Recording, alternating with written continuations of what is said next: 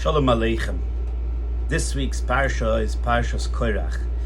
It's also the Shabbos where we celebrate 28 years of the anniversary of passing, the Yom HaYilula of our Rebbe. I remember Gimmel Tamuz like yesterday.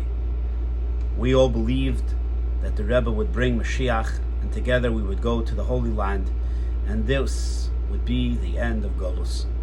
Unfortunately, here we are 28 years later in a beautiful garden like the Rebbe always taught us, but it's clearly not the times of Mashiach, and it's clearly not the way we would wish for the world to be.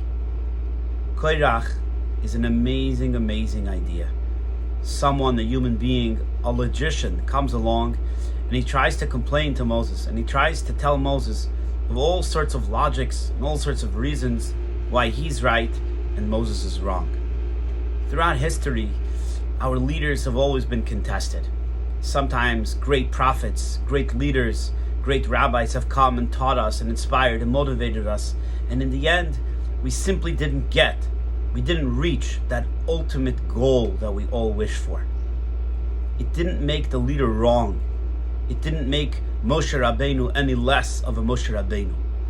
It simply reminded us that God ultimately is the master of the universe, and God alone is the one who dictates exactly what happens in every generation, in every millennia, and for all of eternity.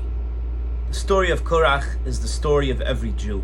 In a certain sense, every single one of us want things, need things, desire things.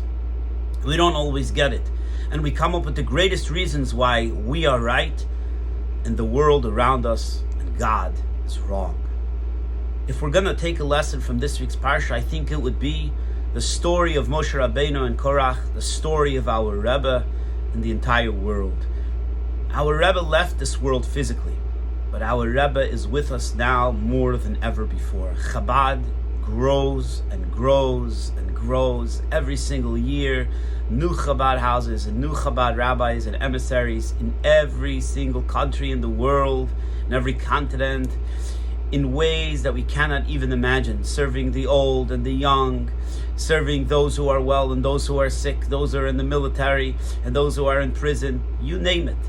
There isn't an element of society that our Rebbe has not touched, our Rebbe has not reached into through his emissaries. As Moshe Rabbeinu in the times of the Torah itself was not blessed to go into the land of Israel, but through Joshua and the other great leaders of the Jewish people, the Jews entered the land of Israel, so too we one day will merit to go into the land of Israel.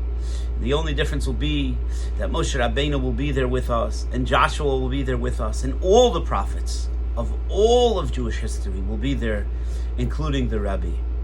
So instead of being a naysayer, instead of thinking negative, instead of thinking of all the pain and sorrow and hardships in the world and blaming God or whoever it is, think of all the positive that exists in the world, all the goodness that exists in the world, all the kindness and compassion, all the outreach and inreach that people do to help one another.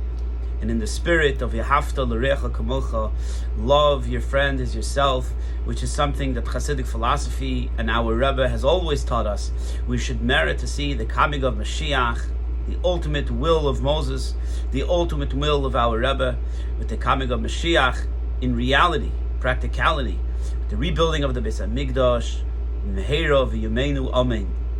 God will get what He wants and needs, and we will get what we ultimately wish for and pray for numerous times, every single day, and to get what we wish for and we need. Good Shabbos, to a beautiful Shabbos of Parshas Korach, and to a meaningful Yom HaYilula anniversary of passing of our great Rebbe. Thank you.